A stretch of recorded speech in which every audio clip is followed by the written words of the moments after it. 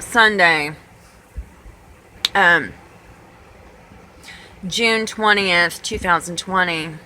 This shit never stops. It don't stop. The harassment and the bullshit. Okay, in December, I bought this property. I made a land contract with the owner and bought the property with the, under the pretense that I was going to own from the corner to the corner of the curb to the both alleys, the whole property. I ended up owning just the blight, the piece and part of the property that's a dip. It's not even a whole lot. No, I bought the whole lot. And there's nothing on paper that I seen that was legal that said that's what I purchased. It was just this little piece of property that you can't even build a house on. And I bought it underneath my program so that I could work and do things that I needed to do. I don't even know if I can run electricity, water, or trash. I don't even know it's big enough. Okay, and they act like I'm crazy, bullying me every time I do something important. It seems like they go by with a fire rescue emergency ambulance with their lights on and sirens, just trying to bully me. And then at the courthouse, they act like, you know, they like they're gonna have to take me out in a fucking wheelchair.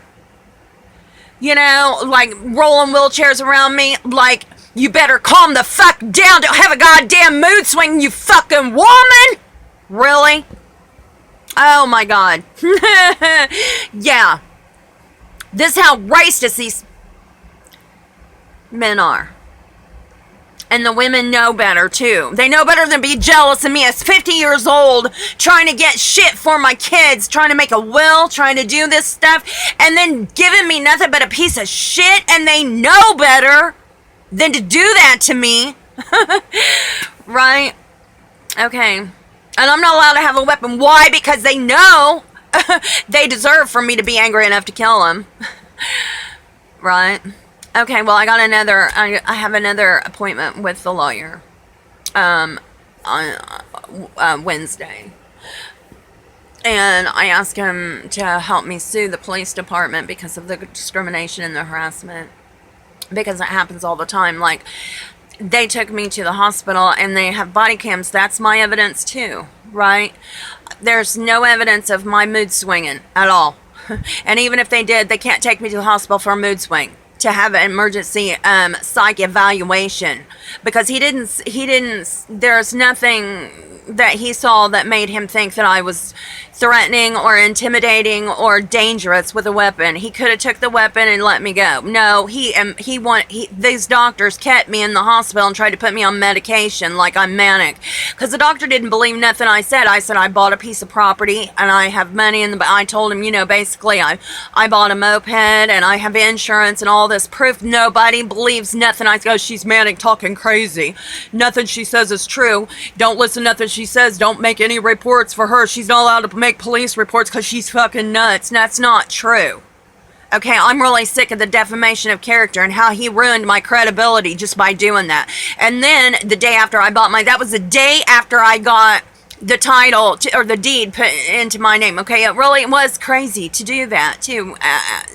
Seeing now after the fact, seeing what they did to me with the property, because now the church acts like they own that property, and they kept putting notices on my vehicle saying to move it. It's an unauthorized vehicle on private property that the church owns, and he trying to tell me he owns this property for decades. I don't think so. I just bought this property. I know it's not. I don't see anything on paper stating that that's the truth. And when the officer came out, he didn't act like I deserved to see his deed or his title to the property. They didn't have one to show me, but I had to show him mine. And I think mine's illegal because it says 5540. There's no way you can sell a lot with just the blight on it. Okay, with a dip where I can't even live. Whoever sold it to me knew I wasn't going to be able to put the camper there until I fixed it. Okay, I got really upset about that too. And the officer had act like he could see everything of mine, but I'm not allowed to see nothing of his. They charged me with harassment because I'm on the property. And he's the one putting notices on my vehicle, and I think I own it. Whatever. Okay, I can see. Okay, but then the day after I bought a moped. The police stopped me again and act like he said, well, somebody called in and reported there was a blonde riding around on a stolen moped, so we had to stop and find out. No, you didn't. Where's the report that said that moped's stolen? I want to know that, because that's harassment. If they don't have any proof of that, they don't have the right to stop me and harass me every time they turn around and act like, and provoke me, which provoking is illegal, into getting angry and having a mood swing. And then I'm dangerous because I'm mad. Be careful. The woman with PMS is going to kill you. And that does happen, but I'm not that person, okay? But they're pissing me off enough to really do something, legally to so I needed to, to sue the police, because they know better than to provoke me and put me in the hospital. If you know 5 questions, he just bypassed the enmity and everything. I'm fine, okay? I know my 5 questions. I know what day it is. I know what year it is. I know who the president is. I know what month it is, okay? Basically, you have to know those 5 questions before they can take you to the hospital for a psych evaluation. Don't take a woman who's upset and arguing to the hospital, okay? She's not crazy for standing up for herself when somebody's beating the shit out of her, walking all over like she's a goddamn doormat, just because she's a woman with real emotions.